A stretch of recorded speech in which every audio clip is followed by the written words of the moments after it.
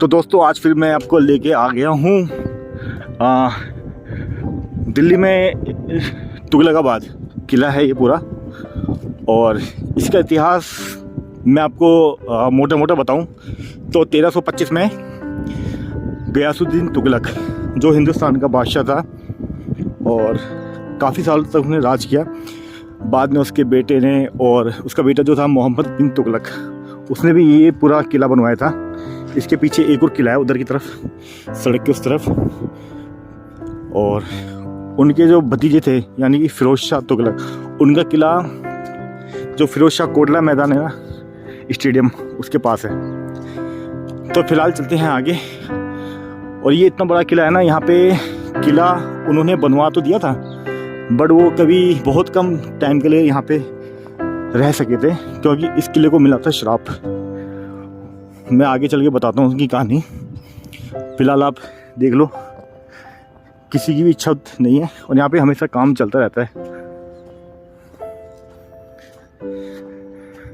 इधर भी पता नहीं क्या क्या बने हुए, ये पूरा किले का ही पार्ट है ये। तो चलते हैं आगे। आगे थोड़ी देर पे बावड़ी है और हल्की हल्की धूप है। तो गार्ड भी बैठे हैं यहाँ पे और टूरिस्ट बहुत कम आते हैं इस जगह पे क्योंकि एक तो ये ना आइसोलेटेड जगह है बहुत ज़्यादा, मतलब एकदम वीरान सी पड़ी जगह। अब तो फिर भी लोग आने लगे हैं बट पहले यहाँ पे किसी ज़माने में स्नैचिंग होती थी, मर्डर होते थे, खुलेआम मर्डर, जहाँ देखो डेड बॉडी। तो मैं पहुँच चुका हूँ यहाँ पे। ये बावड़ी है उसी ज़माने की जब मोहम्मद बिन तुगलक और गयासुद्दीन तुगलक यहाँ पे रहा करते थे। तो बहुत गहरी बावड़ी है। पहले यहाँ पे बाउंड्री नहीं हुआ करती थी, खुली थी, अब बाउंड्री कर दी क्योंकि ताकि कोई अंदर ना जा पाए, सिक्योरिटी पर्पस के लिए। और रास्ता भी बना दिया है, पहले रास्ता भी नहीं था। मैं दिखाता हूँ आपको। तो ये देखो, ये रास्ता भी यहाँ पे बना दिया है फर्स्ट क्लास। और ये बावड़ी पहले खुली थी, ये नहीं था, ये अभी बना है। ये अभी बना है, चाहे तो गेट खोल के अंदर जा सकते हैं।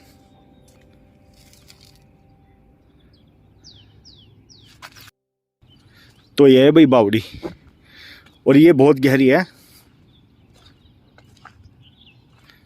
ये देखो, इसका रास्ता यहाँ से है और यहाँ से नीचे बहुत गहरा है भाई। ये ऊपर से ऐसा लग रहा है कम से कम 5-6 मंजिल दूर है ये।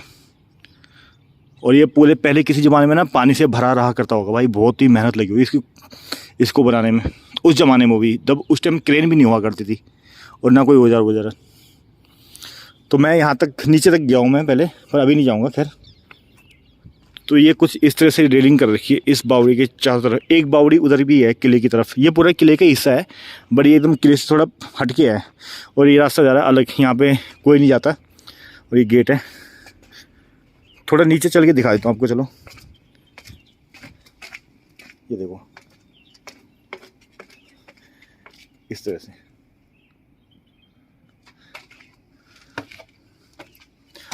अब मैं आपको ले चलता हूँ किले की तरफ, जहाँ पे अब ये मेरे को जगह ही पता नहीं कि भाई मोहम्मद बिन तुगलक का जो रेजिडेंस था वो कहाँ पे था, क्योंकि इनको मतलब कि अब आइडेंटिफाई करना बहुत मुश्किल है। क्योंकि देखो छोटी छोटी दीवारें रह चुकी है ना।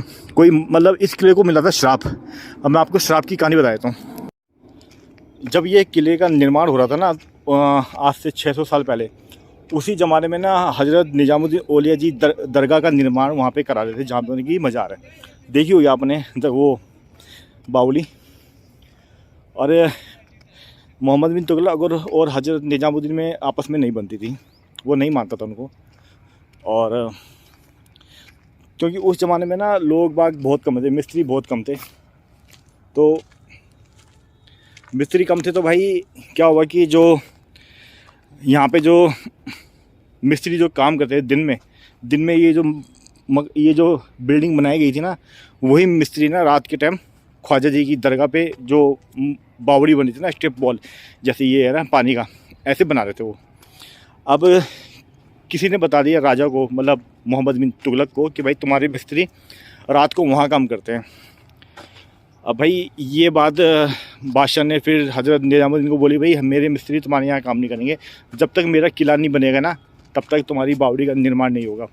तो ये बात हज़रत निज़ामुद्दीन औलिया को बहुत खटकी। उन्होंने बोला, भाई ऐसा नहीं, ये तो प्यासों के लिए, इसमें मेरा कोई व्यक्तिगत फ़ायदा तो है नहीं, मैं तो आम जनता के लिए ही ये इसका मतलब कि वो कराने निर्माण। तो दोनों में आपस में कुछ हुआ होगा। तो फिर भाई बादशाह तो बादशाह ही ठहरा, भाई उसकी तो बात हर कोई मानता था। तो बादशाह ने अपने सैनिकों को ना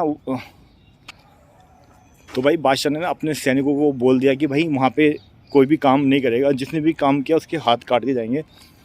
तो उसके सैनिकों ने बादशाह का कहने का पालन किया, नहीं काम किया।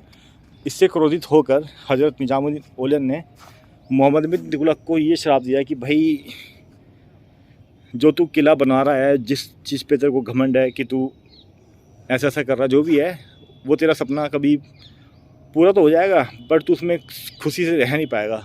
तो आप देख सकते हो इस किले की हालत फ़िलहाल कैसी है। देखो फ़िलहाल क्या, शुरू से ऐसी है। और ये मतलब इसमें मोहम्मद बिन तुगलक 1 साल भी नहीं रह पाया। मतलब ये किला इतना बड़ा बहुत ही बड़ा किला है यार, बहुत ही बड़ा किला है। आगे चल के दिखाता हूँ मैं आपको। इस किले में वो रह नहीं पाया तो उस शराब की वजह से, ठीक है ना। मोहम्मद बिन तुगलक जो थे ख्वाजा हज़रत निज़ामुद्दीन औलिया, उन्होंने श्राप दिया था उनको, और उस श्राप आज तक सच हो रहा है वो, क्योंकि अभी भी यहाँ पे टूरिस्ट लोग नहीं आते।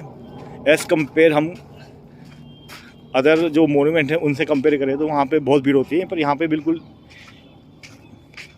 जितना इसका क्षेत्रफल है उस हिसाब से 1-2 ही लोग आते होंगे। चारों तरफ सुनसान है। यहाँ पे काफ़ी समय टाइम पहले यहाँ पे मर्डर और छीना झपटी हुआ करती थी, अब तो जगह जगह गार्ड है तो इस वजह से थोड़ा कम है ना। तो इस तरह से भाई चारों तरफ बंदर ही बंदर दिखेंगे आपको। अब चलते हैं किले की तरफ, इस तरफ। अब धूप कम हो चुकी है भाई अभी, है ना। तो मोटा मोटा कहने का मतलब ये कि एक फ़कीर का जो श्राप था वो सच साबित हुआ, और जिसकी वजह से मोहम्मद बिन तुगलक इस किले में कभी रह ही नहीं पाया। तो भाई आज भी इस किले में बहुत कम लोग आते हैं, और हज़रत निज़ामुद्दीन औलिया की दरगाह पे रोज़ हज़ारों लोग आते हैं। तो इसका अंतर आप देख ही सकते हो कितना फ़र्क है। एक फ़कीर की दुआ भी बहुत काम आती है, और बद्दुआ तो सोचो ही मत, ठीक है ना। चलते हैं आगे किले की तरफ, आपको दिखाता हूँ मैं। आपको यहाँ ना चारों तरफ बंदर ही बंदर दिखाई देंगे, क्योंकि खुला एरिया ना, तो बंदरों के लिए ठीक है। और देखो पत्थर, कितने बड़े बड़े पत्थर इन्होंने फिट कर रखे हैं भाई ऊपर से, देख रहे हो। और ये रास्ता जा रहा है ऊपर किले की तरफ। ये बुर्ज बना रखे हैं, पहले यहाँ पे सैनिक खड़ा हुआ करते थे रक्षा करने के लिए। और ये मंकी भाई साहब,